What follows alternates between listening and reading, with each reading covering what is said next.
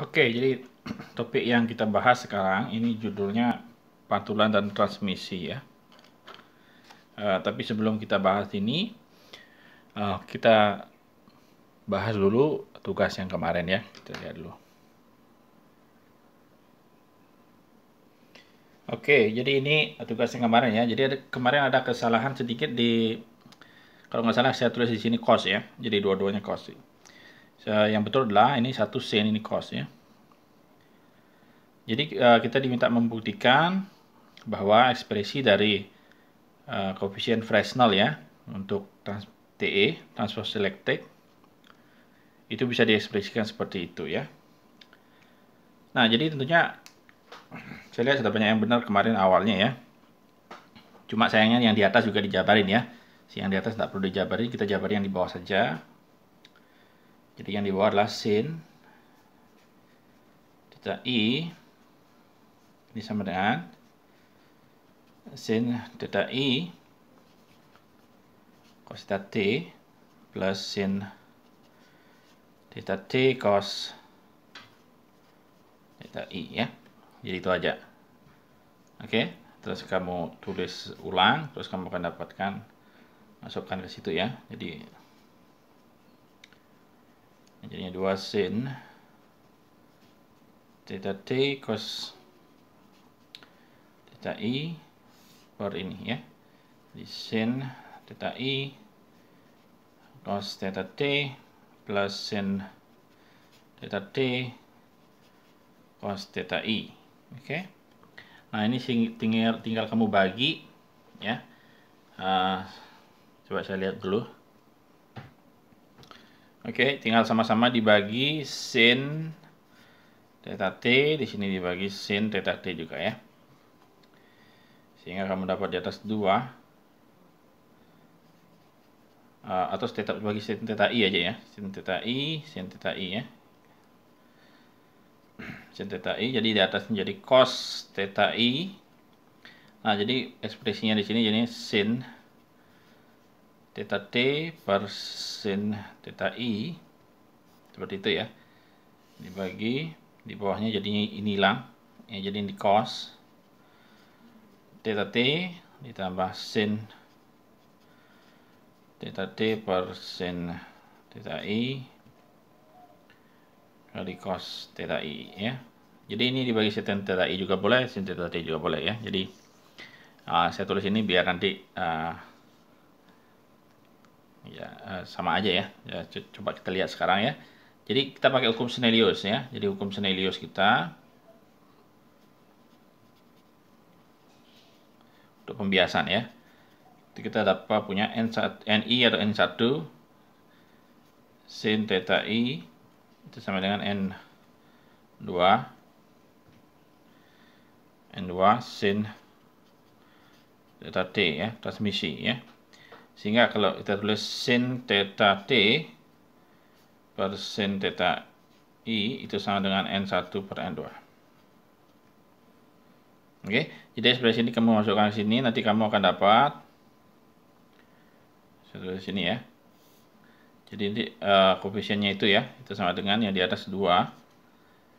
Ini jadi N1 per N2 cos theta I. Di sini cos theta T N1 per N2 cos theta I, seperti itu. Oke, jadi perhatikan ekspresi ini, sekarang kamu tinggal kalikan N2 sehingga kamu dapat nanti ekspresinya yang sama seperti yang T, ada apa, transmisi koefisiennya ya. Oke, nah untuk yang TN ekspresinya seperti ini ya.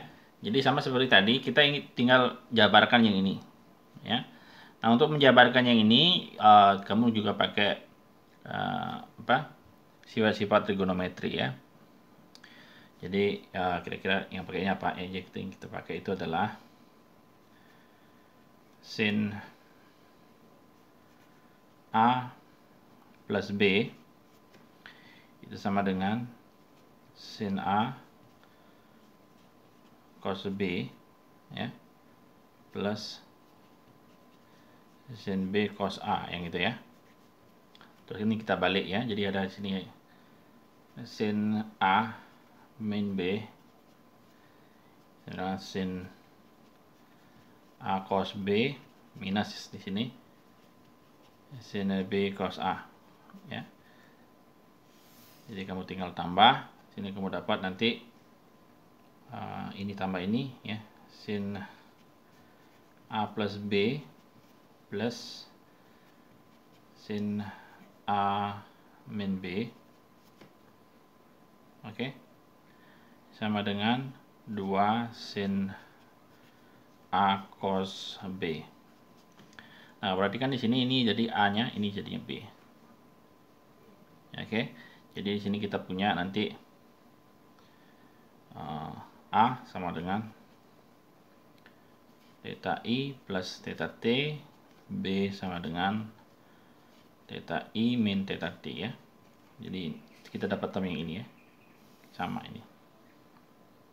Oke, sehingga dari sini kalau kamu tambah, kamu dapat nanti A plus B-nya sama dengan 2 theta I, terus A min B, kamu dapat 2 theta T. Oke, sehingga kita dapat nanti ekspresi yang ini ya, sehingga kita dapat satu tulis di sini sin theta I plus theta T cos theta I min theta T itu sama dengan setengah ya, setengah ya, sin 2 theta I plus sin 2 theta T, seperti itu. Oke. Nah, terus ini kamu jabarkan juga, ini nanti jadinya 2 sin theta I cos theta T ya. Jadi ini nanti hasilnya adalah sama dengan sini ya. 2 nanti cancel sama setengah, jadi kita dapat sin theta I cos theta I, itu yang ini, sin theta T cos theta T. Oke, sehingga nanti kamu dapat ekspresi yang mirip seperti tadi ya. Saya lanjutkan ya. Oke, jadi ini dibagi ini ya. Jadi bawahnya dapat sin theta I cos theta I plus sin theta T cos theta T, seperti itu. Oke, sama seperti tadi kita bisa bagi sama dengan bagi sin theta I, ini juga bagi sin theta I ya, sehingga kamu dapat 2 cos theta I adalah sin theta T per sin theta I, seperti itu ya, jadi persis mirip. Ini hilang sin theta I nya, jadi ini cos theta I plus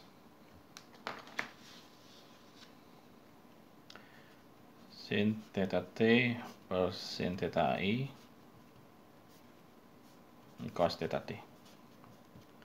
Oke, dari hukum Snellius kita dapat bahwa ekspresi yang ini itu sama dengan N1 per N2 ya. Sehingga kita dapat ini nanti 2N1 per N2, saya tulis dulu ya. Per N2, ini cos theta I per cos theta I plus N1 per N2 cos theta T. Nah, tinggal kamu kali N2 sini, ini kali N2, sehingga kamu dapat ekspresi yang sama. Ya, di sini jadi N1 cos theta I, ini jadi N2 cos theta I, N1 cos theta T. Oke, jadi itu penyelesaian dari tugas sebelumnya. Nah, untuk materi kuliah sekarang kita akan bahas tentang pantulan dan transmisi ya. Jadi kemarin kita sudah dapat koefisien Fresnel, tapi itu tidak, itu hanya perbandingan antara medan listrik ya, medan listrik yang ditransmisi atau medan listrik yang dipantulkan dengan medan listrik yang datang ya. Tapi kita seringkali tertarik dengan berapa sih besarnya energi yang dipantulkan atau yang diteruskan.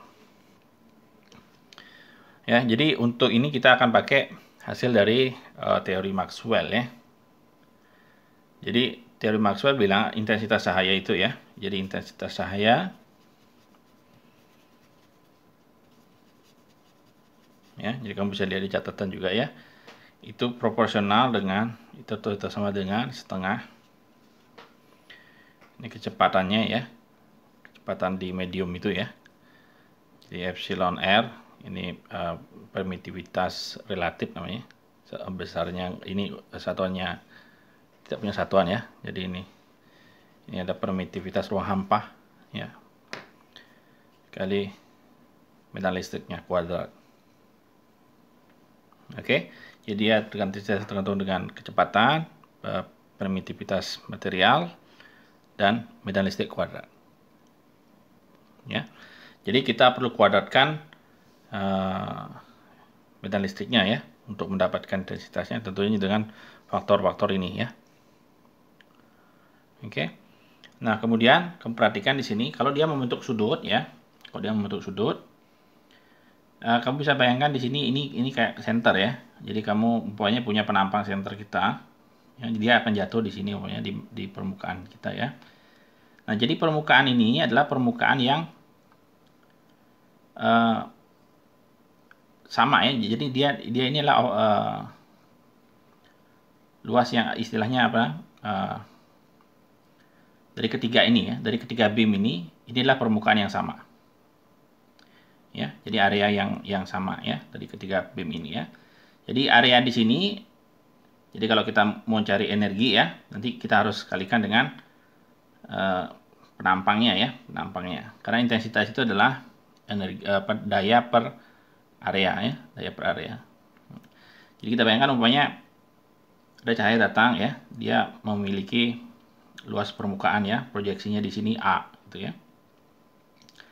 Nah, A ini diperoleh ya apabila luas penampang kita yang datang ini adalah A cos theta I. Ya, jadi kamu bisa bayangkan semakin besar sudutnya ini ya, semakin besar sudutnya ini, proyeksinya yang di sini akan dihasilkan semakin besar. Ya, jadi kalau luas penampangnya ini A cos theta I, berarti luasnya di sini adalah A. Ya, jadi kalau theta I-nya ini sudutnya adalah 0, ya tegak lurus ya. Jadi luas penampang ini akan sama dengan luas proyeksinya ini. Oke, demikian juga dengan yang diteruskan. Jadi luas proyeksinya ini sama dengan A cos theta T. Transmisi. Ya, jadi kalau sudutnya ini 0, maka dia akan sama. Tapi kalau semakin besar sudutnya, kamu bisa lihat untuk luas proyeksi yang sama, ininya akan semakin kecil. Oke, dengan juga dengan ini, semakin kita miringkan ke sini, kamu bisa bayangkan ininya semakin kecil ya. Jadi untuk mendapatkan sebuah area proyeksi yang sama, area tegak lurus ya, area tegak lurus dari cahaya ini akan menjadi semakin kecil. Jadi kalau kita perbesar sudutnya, ya. Jadi ini artinya semakin besar sudutnya ya, kita membutuhkan penampang. Ini penampang ininya ya. Ini penampang cahaya dari energi yang datang ya. Jadi penampangnya ini harus semakin jadi semakin besar sudutnya ya, proyeksinya di sini akan menjadi semakin besar. Oke, jadi kamu bisa bayangkan kalau penampangnya sama ini kita miringkan, tentunya proyeksinya di sini akan semakin besar. Ya, jadi itu. Jadi kalau kita menghitung umpamanya berapa sih pantulan? Jadi koefisien pantulan, saya bilang nama koefisien pantulan ya.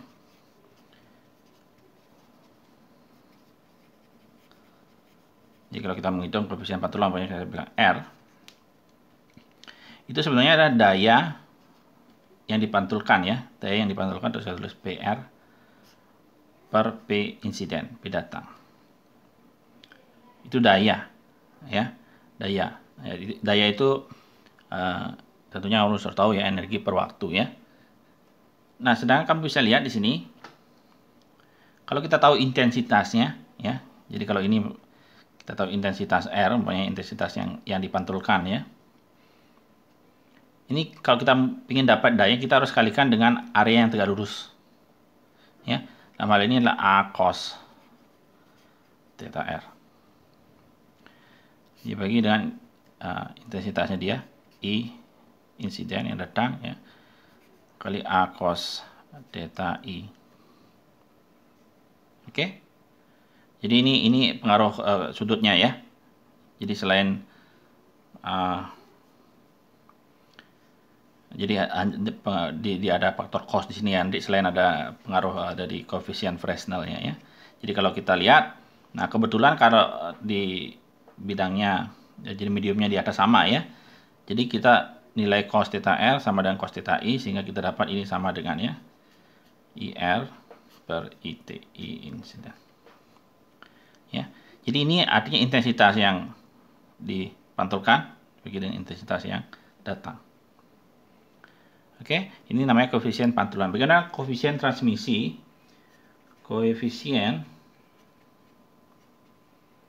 transmisi, ya. Jadi koefisien transmisi itu adalah berapa sih daya yang kita dapat, ya, yang ditransmisikan dari pemantulan kita ini, ya. Jadi saya tulis ini T besar. Itu sama dengan power yang ditransmisi dibagi power insiden yang datang, ya.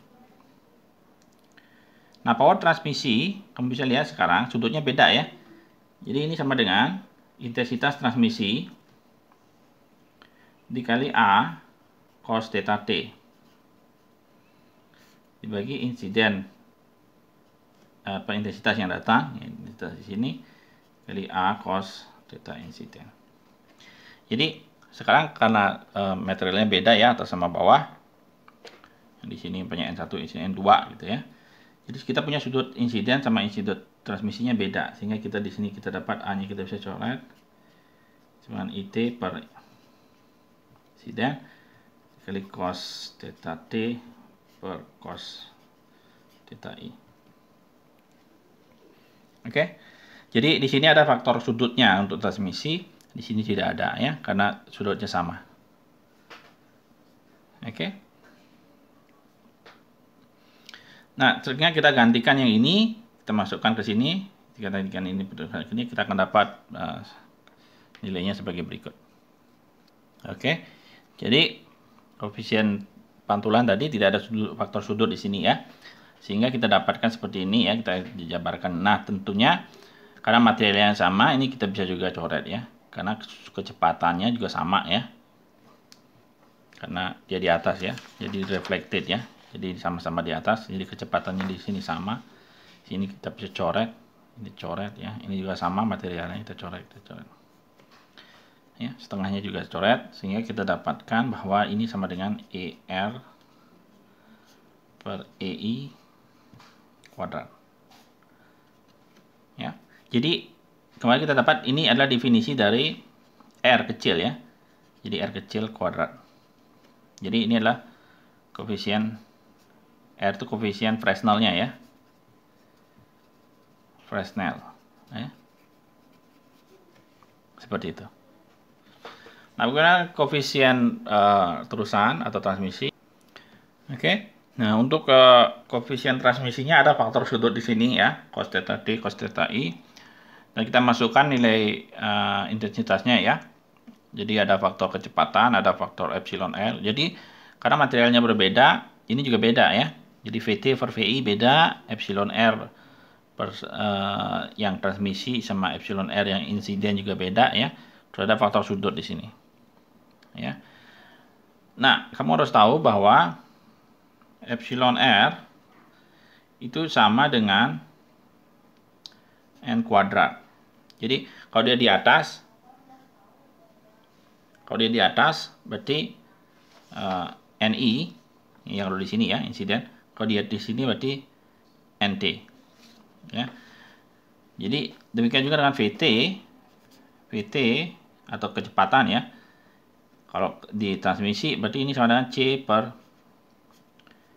NT, ya. Jadi sehingga kamu bisa lihat kalau saya masukkan ini yang di atas itu, yang di atas coret setengah saya hilangkan ya. Jadi VT nanti sama dengan C per NT. Yang ini ya. Terus yang epsilon R-nya ini nanti jadi sama N kuadrat ya. NT. Ya, epsilonnya hilang karena sama ya, itu ruang hampa. Setelah ini faktornya ET. Ini cos theta T seperti itu. Di bawahnya juga sama C per NI. Jadi ada NI kuadrat E insiden kuadrat cos theta insiden. Ya, jadi di sini ada faktor N, ada faktor cos. Oke. Sehingga kita dapatkan hasil akhirnya seperti berikut. Atau saya tulis di sini aja ya. Jadi di sini saya tulis T, jadi T, kamu bisa lihat di sini ini coret nanti pangkatnya ya. Ini coret pangkatnya. Nanti di sini ada faktor NT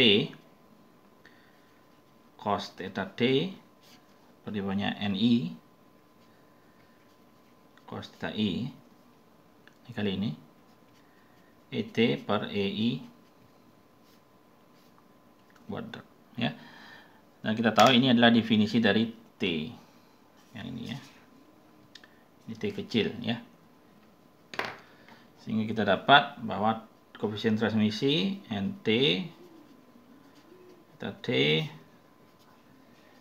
cos theta I kali T kuadrat ya. Untuk TI dan TM sama. Oke. Nah itu satu, sehingga kita dapatkan totalnya seperti berikut. Seperti ini. Ya. Jadi ini berlaku kalau ini untuk yang TE, ini TE juga ya. Jadi RTE juga. Kalau ini yang TM atau ini yang TM, ini juga TM. Ya. Nah, kamu sekarang saya minta kamu lihat nanti di buku catatan yang saya kasih ya. Jadi ada konservasi energi namanya.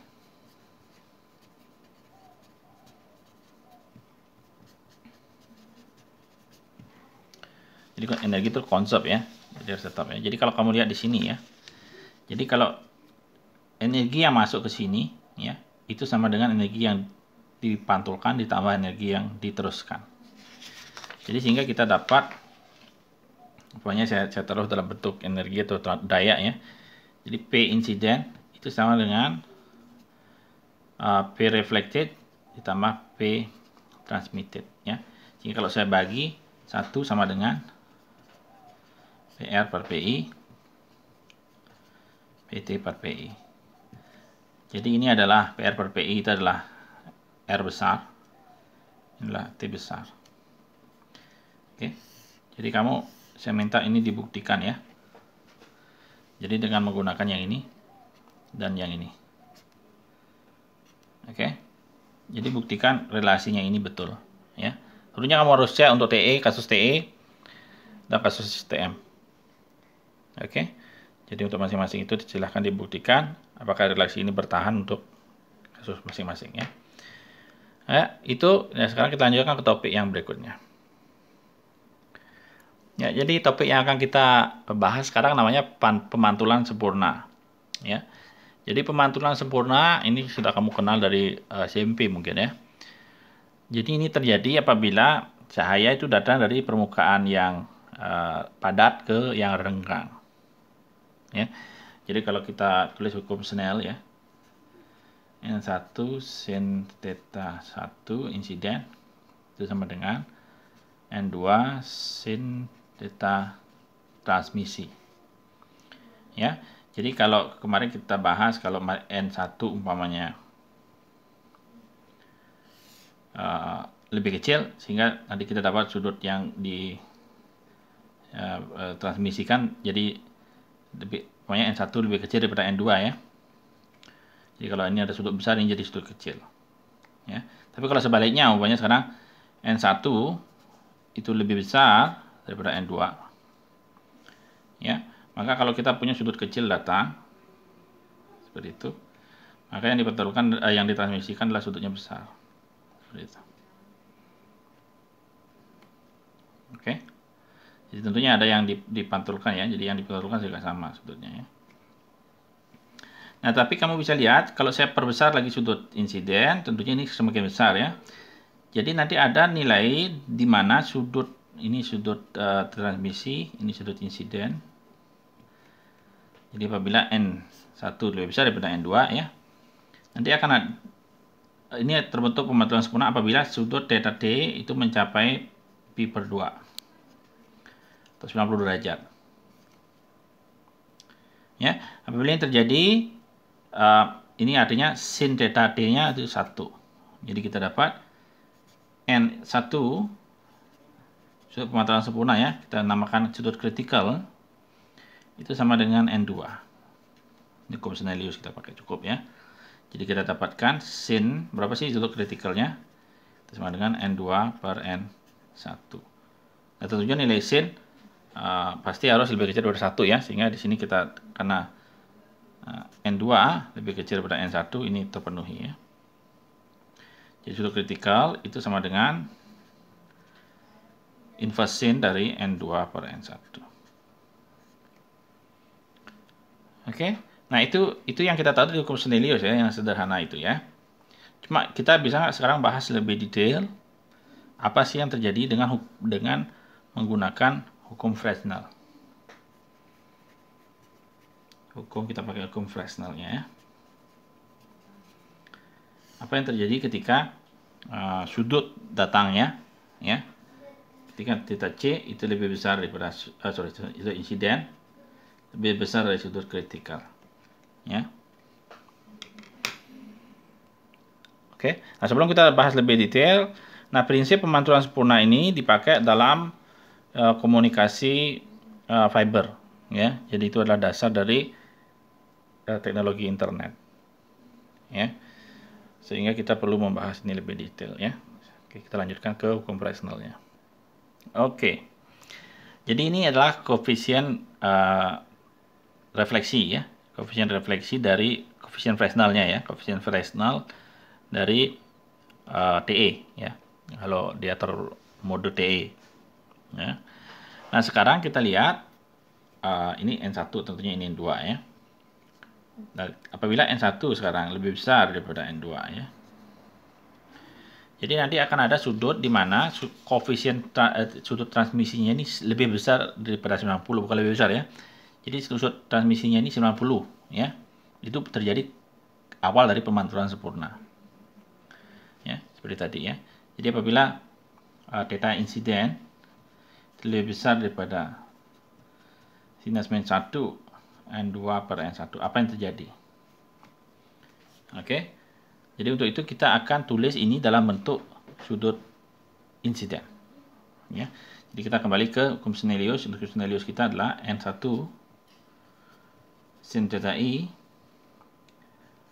N2 atau NT ya. N2 atau NT sama di sini ya. N2 sin theta T. Jadi kita akan ubah sekarang sudutnya ini dalam bentuk sin. Oke. Kita ubah dalam bentuk sin, berarti kamu tahu cos theta T di kuadrat dulu ya, saya tulis ini, tambah sin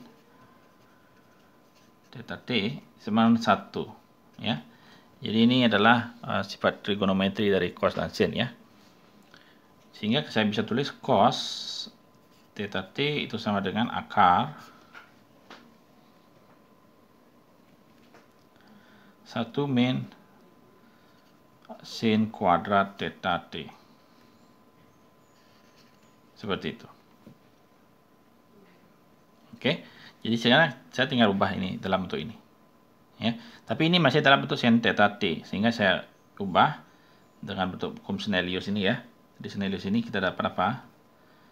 Sin theta T itu sama dengan N1 per N2 sin theta I. Oke, saya tinggal masukkan sini, saya dapat nanti ini sama akar 1 minus N1 kuadrat per N2 kuadrat dikali sin kuadrat theta I. Oke.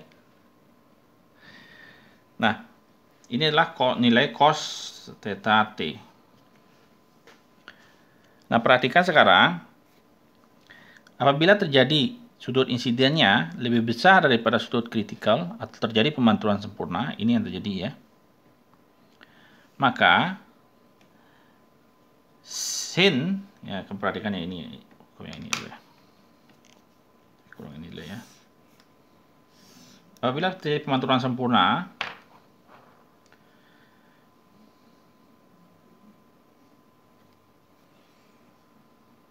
kalau pemantulan sempurna, ini saya tulis sudut kritikal ya, sudut kritikal, saya tulis ulang ini ya, sama dengan N2 per N1 ya. Nah, apabila sekarang sudut insidennya ini, sudut datangnya ini ya, sudut datangnya ini lebih besar daripada sudut ini ya, ini umpamanya sudut kritikalnya 40 derajat ya, karena sudut insidennya umpamanya 50 gitu ya. Jadi maka kita lihat, maka sin theta I itu lebih besar daripada sin kritikal ya. Jadi umpamanya tadi kritikalnya 40 derajat, kalau insidennya lebih besar 50 60 gitu ya. Atau saya tulis ini sin theta I itu lebih besar daripada N2 per N1. Jadi kalau ini lebih besar, kamu bisa lihat di sini kalau kuadratnya ya. Sehingga nilai yang ini